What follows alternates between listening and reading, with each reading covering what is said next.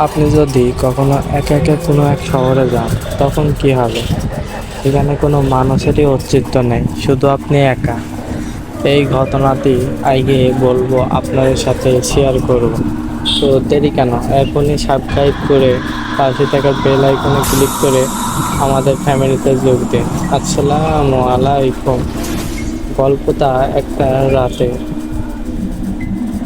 একদিন একটা ছেলে গাড়িতে করে যাচ্ছে মামার বাসা, কিন্তু যাওয়ার পথে বিশাল এক ঝড়েতে গাড়িটাকে চুরমার করে দিয়েছে।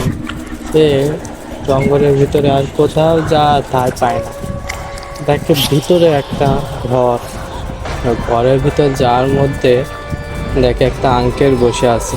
ও ভাবে যে ভিতরে তো কোনো মানুষই নাই, তো এখানে আঙ্কেলটা বসে আছে কেন? তখন আঙ্কেলের কাছ থেকে জিজ্ঞেস করছে, আঙ্কেল আপনি কি এখানে থাকেন? আপনার কি এটা বাসা? বললো, হ্যাঁ আমার এটা বাসা। আমি যখন মন তখন থাকি, যখন না মন তখন থাকি নে। কেন, তোমার কি কোনো সমস্যা? তুমি কে? বলছে, আমি আমি হৃদয়। আমি আমার মামার বাড়ি যাচ্ছি, কিন্তু আমার একটা দুর্ঘটনা, আমার গাড়িটায় সমস্যা দিয়েছে। এই জন্য আমি এখানে রাত কাটাবো বলে চিন্তা ভাবনা করি।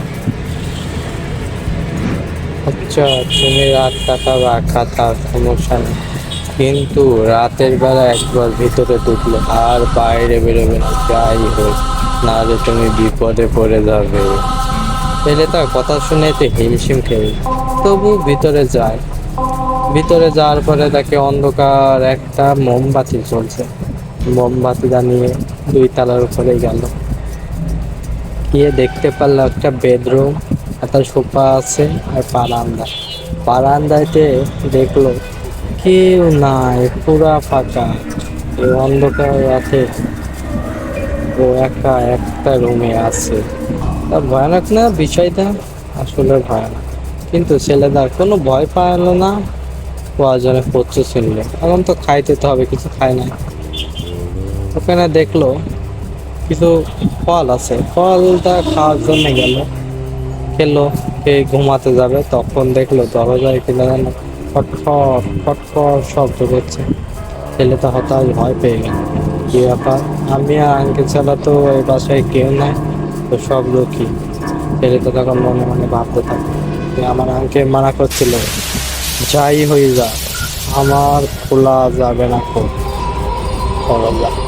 বাইরে গেল না, ওর ভিতরে কি একটা নাই নাই নাই নাই শব্দ হলো, কিন্তু তবু সে ভিতরে চলে গেল। ঘুমাচ্ছে না, কি করবে কি করবে? এগুলো কোনো সুইচ, কোনো নেট নাই, নেট প্রবলেম। হতাশ। রাত 3টা বাজে। শব্দ হচ্ছে, কিন্তু ও কারো কিছু বলতেও পারছে না। নাই লাইট, নাই মোবাইলে ফোন দেওয়ার মতো কারো। সে কি ভাববে খুঁজতে থাকলো কি করবে, কিন্তু দেখলো সেই ছাদের ওপরে কে জানি হতাশ করে একটা কালো দেশ করে দাঁড়িয়ে আছে। ও ভয় পেয়ে গেল, চিৎকার করতে লাগলো, বাচ্চা। তখনই আঙ্কেল দাদি বললো, তোমার না বললাম বাইরে যাবা না? তুমি আমার কথা না শুনে বাইরে কেন গেলে?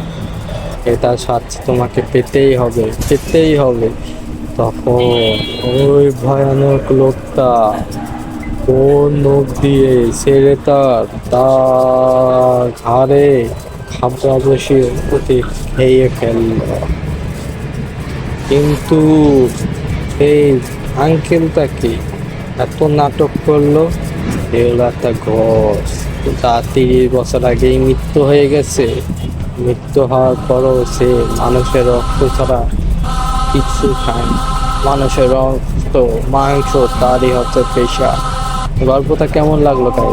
যদি ভালো লেগে থাকে লাইক চ্যানেলটা সাবস্ক্রাইব করে দাও, এবং তোমার বন্ধু আত্মীয় স্বজন থাকলে তাদের কাছে শেয়ার করো। আসসালামু আলাইকুম, আই লাভ ইউ।